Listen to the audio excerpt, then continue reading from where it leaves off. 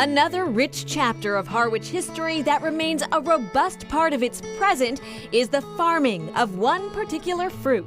The cranberry industry is important to Harwich. It was basically developed and started here. Cranberries go all the way back to before Europeans even came here.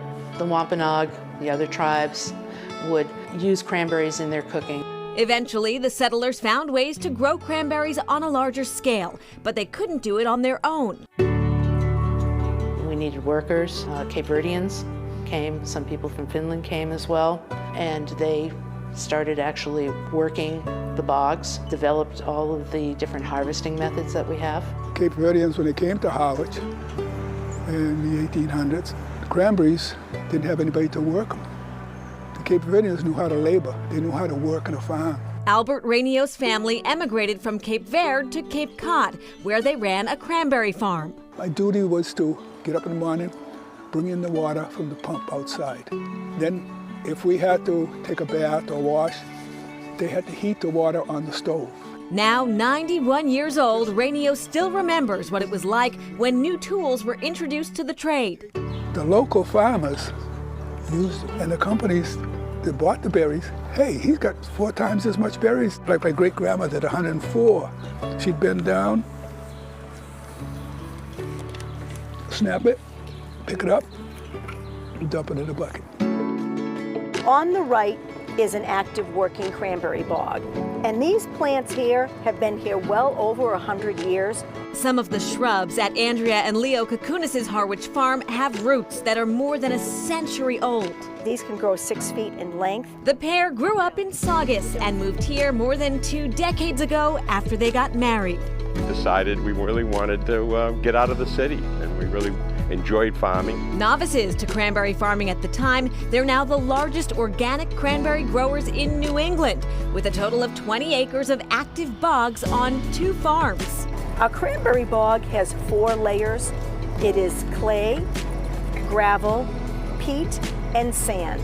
It costs $30,000 an acre, and it takes 3 to 5 years to bear fruit. Cranberries are harvested in the fall, but preparing the grounds for a fruitful crop is a year-round operation. The plant itself really likes to grow in a dry environment. That's why we sand the bogs. They do not like their feet wet. To help educate the public about this painstaking process, the Kakunises give tours of their farm to the cranberry curious. That little flower truly does resemble a crane bird, and when the Indians and Pilgrims were here, they referred to the cranberry as the craneberry. Cranberries are rich in color, flavor, and packed with antioxidants, but not everyone agrees how they should be enjoyed. Are you fresh or canned cranberry sauce? Vodka. It's the only way you can eat them. A mile and a half southeast, as the crow flies, is another Harwich farm with a serene scent and a familiar face. The biggest draw is the fresh lavender because it's nowhere else. Chronicle visited the Cape Cod lavender farm back in 2000. Today, owner Cynthia Sutphin is celebrating her 28th harvest. I've been very fortunate because my work is just such a pleasure. Sutphin loved to garden and wanted a job that enabled her to stay home with her kids. She chose lavender because it wasn't a popular plant. It was always your grandmother's favorite plant. But in these 28 years, lavender has made a real comeback and a rebirth. Like cranberries, lavender thrives off the Cape's sandy soil. Some of the plants here are originals, planted 28 years ago. The only thing that is not just sort of conducive to lavender growth is the acidic soil.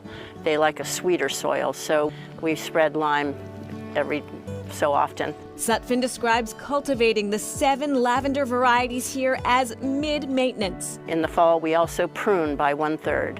We keep 2/3 of the plant green and shape the rest of the plant in September with scissors. It's all done by hand. The public is welcome here to walk the grounds, purchase lavender products for sale, and take the time to take it all in. Our slogan here at the Lavender Farm is celebrate the senses. I think the whole experience is very calming for me. I'm so fortunate and so blessed to have a job where I live doing something beautiful. And Cynthia is thinking about retirement, but have no fear, the farm is not going anywhere. Cynthia very much loves it, and her children love it as well, so eventually they'll take over the reins. By the way, the 2024 harvest should start next week. Very nice. And to dry lavender, you put it in a hot, dark place for about 2 weeks. Avoid direct sunlight, and once it is dried, the lavender actually can keep its scent for decades. The key is you just can't touch it too much. Ah, gotcha. Well, plenty of Smells hot, so dark nice. places right now. What's hot out? A car visor. Coming up, a campaign for the Cape's own Cooperstown.